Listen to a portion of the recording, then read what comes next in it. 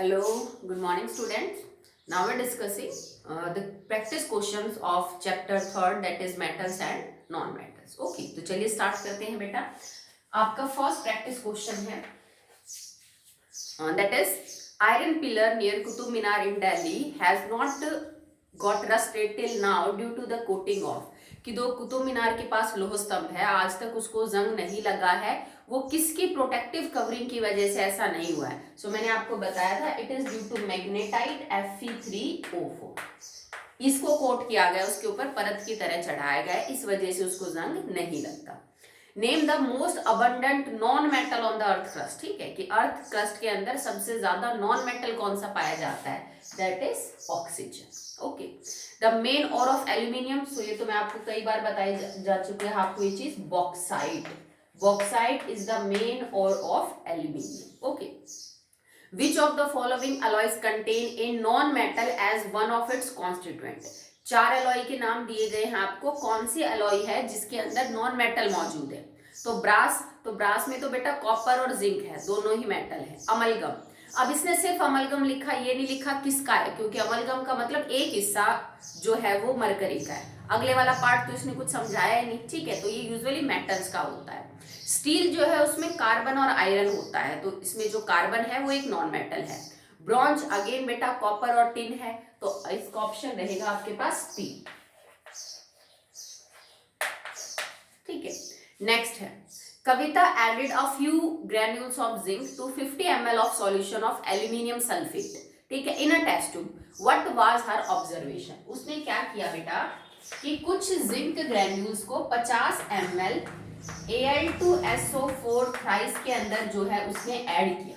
ठीक है, बताइए उसकी ऑब्जर्वेशन क्या होगी. यहाँ पे जिंक एक मेटल है और यहाँ पे हमने एक सॉल्ट ले रखा है, दैट इज एल्यूमिनियम सल्फेट. अब आपको चेक ये करना है कि out of zinc and aluminium which is more reactive. आपको पता है aluminium is more reactive as compare to the zinc, तो ये रिएक्शन तो होगी नहीं कि ZnSO4 बढ़ जाएगा और एल्यूमिनियम हो जाएगा बाहर. दिस इज नॉट पॉसिबल, क्योंकि ऐसा होने के लिए जिंक को ज्यादा रिएक्टिव होना चाहिए था एल्यूमिनियम से. ठीक है, तो ऐसा तो है नहीं, तो इसका मतलब कोई रिएक्शन नहीं होगी. जिंक जैसा है वैसा ही एल्यूमिनियम सल्फेट में पड़ा रहेगा. No observation. कोई हाइड्रोजन गैस के बबल्स वगैरह, sorry this is a single displacement reaction, तो आपको कोई भी रिएक्शन दिखाई नहीं देगी होती हुई. कोई कलर चेंज नहीं होगा. अगर ये रिएक्शन होती तो ग्रे कलर का जिंक हम डालते और धीरे धीरे आपके पास सिल्वर कलर का एल्यूमिनियम जो है वो डिपॉजिट होने लग जाता. तो ऐसा कुछ देखने को नहीं मिलेगा. ओके. सिक्स्थ है give reason why copper is used to make hot water tanks but not steel and alloy of iron. ये क्या कहता है बेटा कि जो गीजर होते हैं ना उनके अंदर की तरफ हम कॉपर को यूज करते हैं. हॉट वाटर टैंक्स मतलब गीजर वगैरह बनाने में कॉपर यूज किया जाता है, हम स्टील क्यों यूज नहीं करते? अब स्टील सस्ता भी है, ठीक है, कॉपर महंगा भी पड़ता है. बताइए कॉपर क्यों यूज करते हैं? क्योंकि बेटा कॉपर जो है वो थर्मल कंडक्टिविटी में बहुत अच्छा होता है. टेंडेंसी टू कंडक्ट हीट मतलब गर्मी को अपने अंदर से कंडक्ट करने की जो प्रॉपर्टी है वो कॉपर में बहुत अच्छी होती है. और अगर आपको पानी गर्म चाहिए तो उसके लिए हमें ये प्रॉपर्टी यूज करनी पड़ती है कॉपर की. दैट्स वाई हमने कॉपर ले रखा है, अदरवाइज ये महंगा है फिर भी. ठीक है. अगला है explain why the surface of some metal acquires a dull appearance when exposed to air for a long time. क्या कहता है कि ऐसा क्यों होता है कि कुछ जो मेटल्स हैं वो थोड़े डल दिखने लग जाते हैं जैसे ही हम उन्हें बाहर एटमॉस्फेयर के अंदर लाते हैं. ठीक है, तो तब होता है जैसे कॉपर है, आयरन है, सिल्वर है, वो कब देखने को मिलता है? जब वो मेटल बाहर एनवायरनमेंट में मौजूद carbon dioxide, water, oxygen, H2S इन जैसे कंपाउंड्स के साथ रिएक्शन करके और फिर कोरोजन बना लेता है. ठीक है, तो कोरोजन की वजह से उनकी जो अपीयरेंस है बेटा वो कैसी हो जाती है? That is dull. Okay. Next है what is meant by anodizing, why is it done. तो एनोडाइजिंग क्या होता है बेटा? एनोडाइजिंग का मतलब है किसी भी मेटल के ऊपर Al2O3 की एक मोटी परत चढ़ाना. ठीक है, किसी मेटल सरफेस के ऊपर, जैसे मान लीजिए आपके पास कोई चम्मच है मेटल की, ठीक है, इसके ऊपर एल्यूमिनियम ऑक्साइड की एक मोटी परत चढ़ाना ताकि इसको जंग लगने से बचाया जा सके. अगर ये ऐसे मेटल की बनी हुई है जिसको जंग लग जाता है आसानी से, तो हम इसके ऊपर Al2O3 की प्रोटेक्टिव कवरिंग चढ़ा देते हैं by the process of electrolysis. Okay, और उसके बाद अब इसको जंग लगने से रोका जा सकता है, इसको हम एनोडाइजिंग बोलते हैं। ओके, नेक्स्ट है, how is zinc extracted from its carbonate ore calamine, explain with an equation. ठीक है, तो कह रहा है कि इसकी जो कार्बोनेट और है जिसको हम कैलामाइन बोलेंगे, दैट इज ZnCO3, इससे आप बताओ जिंक को कैसे बाहर निकालोगे। तो सबसे पहले हम इस ओर को हीट करेंगे बेटा, कार्बोनेट हो तो हम इसका करेंगे कैल्सिनेशन। ठीक है, बन जाएगा ZnO एंड CO2। अब जिंक ऑक्साइड में से आपको जिंक बाहर निकालना है, तो आप इसका रिडक्शन कर दीजिए। जैसे जिंक ऑक्साइड का हमने कार्बन के साथ स्मेल्टिंग करी, it will convert into zinc and carbon monoxide.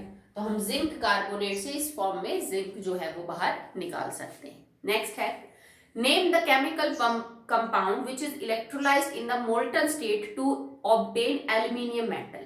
कह रहा है कि बताओ ऐसा कौन सा कंपाउंड है जिसको मैं पिघली हुई अवस्था में उसमें से इलेक्ट्रोलिसिस करूं, उसका इलेक्ट्रिसिटी गुजारूं ताकि मुझे एल्यूमिनियम मिले। तो हमने किसका इलेक्ट्रोलिसिस करके हमें एल्यूमिनियम मिलेगा, Al2O3, दैट इज एल्यूमिना। तो हम एल्यूमिना को इतना गर्म करेंगे कि वो लिक्विड कंडीशन में आ जाए, इसका इलेक्ट्रोलिसिस करने पे हमें कैथोड पे एल्यूमिनियम बाहर मिल जाएगा। ओके, बॉक्साइट से और एल्यूमिना बनाने के लिए हमने लीचिंग की थी। ठीक है, अगला है, how are oxides of chromium and manganese reduced for getting the metal from them, what is the reaction of called. ठीक है, अगर मेरे पास क्रोमियम की और मैग्नीज की ऑक्साइड्स हैं तो उन्हें रिड्यूस करने के लिए आप कौन सा एलिमेंट यूज करोगे, उसे क्या बोलेंगे। तो देखो, Cr2O3 react with aluminium to form Al2O3 plus chromium. Manganese की Mn2O3 react with aluminium to form Al2O3 plus manganese. तो हम एल्यूमिनियम को एज ए रिड्यूसिंग एजेंट यहाँ पे यूज करेंगे और क्रोमियम ऑक्साइड में से क्रोमियम और मैग्नीज ऑक्साइड में से मैग्नीशियम को बाहर कर देंगे, मैग्नीज को, सॉरी। ठीक है, क्योंकि एल्यूमिनियम जो है वो क्रोमियम और मैग्नीज दोनों से ही ज्यादा रिएक्टिव मेटल है। तो हम यहाँ पे सिंगल डिस्प्लेसमेंट रिएक्शन की हेल्प लेके ऐसा करेंगे, और जिन भी रिएक्शंस के अंदर aluminium as a reducing agent use होता है उन रिएक्शंस को हम एल्यूमिनोथर्मी रिएक्शंस बोलते हैं। ओके, नेक्स्ट है,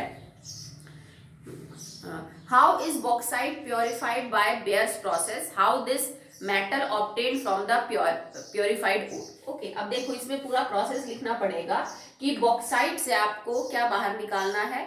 how is bauxite purified by Bayer's method, तो बेयर्स मेथड इसका मतलब लीचिंग की बात कर रहा है। बेयर्स मेथड में आपको लीचिंग ऑफ बॉक्साइट समझानी है रिएक्शन से।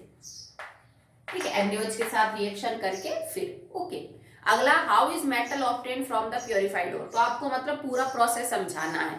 सबसे पहले आप लीचिंग कैसे करेंगे बॉक्साइट से एल्यूमिना के लिए, फिर एल्यूमिना का मोल्टन स्टेट में इलेक्ट्रोलिसिस करेंगे तो आपको कैथोड के ऊपर क्या मिल जाएगा बेटा, एल्यूमिनियम मिल जाएगा। आपको पूरा स्टेप करके दिखाना है, पहले लीचिंग देन फिर आपके पास है इलेक्ट्रोलिसिस वाली प्रोसेस। अगला है, how does the electrical conductivity of copper alloys, brass and bronze differ from that of pure copper. तो अलॉयज की इलेक्ट्रिकल कंडक्टिविटी हमेशा प्योर मेटल से कम होती है। तो कॉपर जिसके अलॉय ब्रास और ब्रॉन्ज है वो कम अच्छे कंडक्टर हैं इलेक्ट्रिसिटी के as compare to the copper. What is meant by 22 carat gold. भाई 22 कैरेट गोल्ड का मतलब क्या है, लगभग 91% के आसपास आपका सोना है उसमें। Name the metals which are usually alloyed with gold to make it harder. हम गोल्ड में किस मेटल को अलॉय करते हैं ताकि वो सख्त बन जाए, तो it can be zinc, copper और silver. Okay, an aqueous solution of sodium chloride is not used for the electrolytic extraction of sodium metal. Why? ये क्या कहता है बेटा कि अगर मुझे सोडियम मेटल को एक्सट्रैक्ट करना है, मुझे सोडियम मेटल चाहिए, तो मैं NaCl का एक्वस सॉल्यूशन जो है उसका इलेक्ट्रोलिसिस क्यों नहीं करते। हम मोल्टन NaCl का इलेक्ट्रोलिसिस क्यों करते हैं, एक्वस का क्यों नहीं करते। तो देखो बेटा, अगर आप NaCl एक्वस लोगे, इसका मतलब NaCl के साथ पानी है, तो एक कैटाइन तो बनेगी Na पॉजिटिव और Cl नेगेटिव की, एक कैटाइन बन जाएगी H पॉजिटिव और यहाँ बढ़ जाएगा OH नेगेटिव, क्योंकि पानी साथ ले रखा है।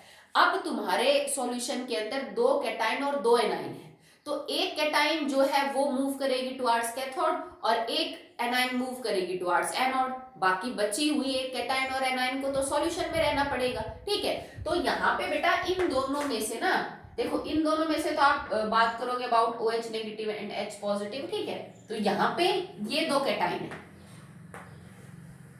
इन दोनों कैटाइन्स में से H पॉजिटिव है जो भागती है कैथोड की तरफ, Na पॉजिटिव नहीं जाएगी।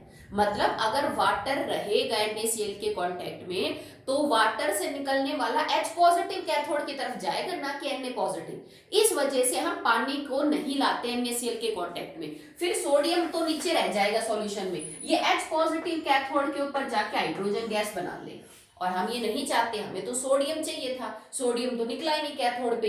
इस वजह से हम वाटर को अवॉइड करते हैं ताकि सिर्फ Na पॉजिटिव और Cl नेगेटिव रहे।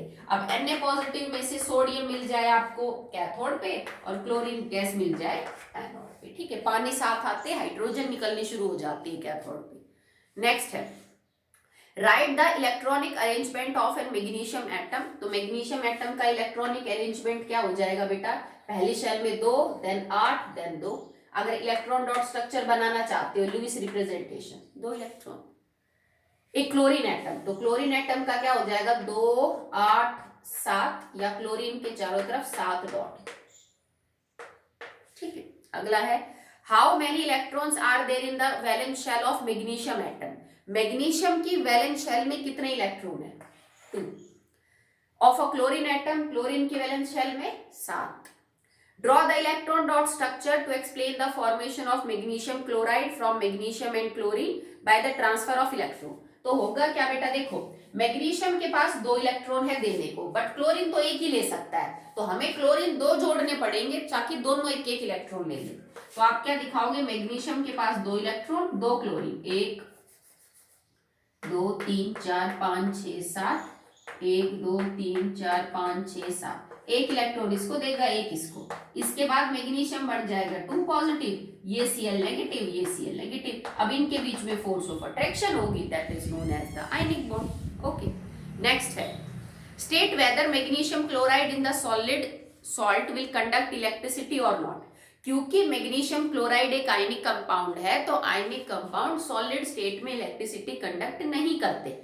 NaCl का एग्जांपल हमने बहुत बार पढ़ा है, ठीक है। Give reason for your answer. तो कारण क्या होगा बेटा, क्योंकि आयनिक सॉलिड्स का स्ट्रक्चर होता है क्रिस्टलाइन, वो बहुत ही परफेक्टली ज्योमेट्री में अरेंज होते हैं, उनकी कैटाइन एनाइन आपस में बहुत स्ट्रांगली बंधी हुई होती हैं फोर्स से, स्ट्रॉन्ग इलेक्ट्रोस्टैटिक फोर्स से, और वो घूमने के लिए आजाद नहीं होती। और जब तक आयंस फ्री नहीं है घूमने के लिए, इलेक्ट्रिसिटी कंडक्ट नहीं होगी, ठीक है। तो सॉलिड स्टेट में आयनिक कंपाउंड्स की जो ज्योमेट्री है उसमें कैटाइन एनाइन प्रॉपरली बंधी हुई है एक दूसरे के साथ, और वो आजाद नहीं है घूमने के लिए, इस वजह से इलेक्ट्रिसिटी कंडक्ट नहीं करते। क्योंकि सॉलिड स्टेट में या फिर लिक्विड स्टेट में इलेक्ट्रिसिटी कंडक्ट करने के लिए या तो फ्री इलेक्ट्रॉन हो या फ्री आयंस हो, इनमें दोनों ही नहीं होते।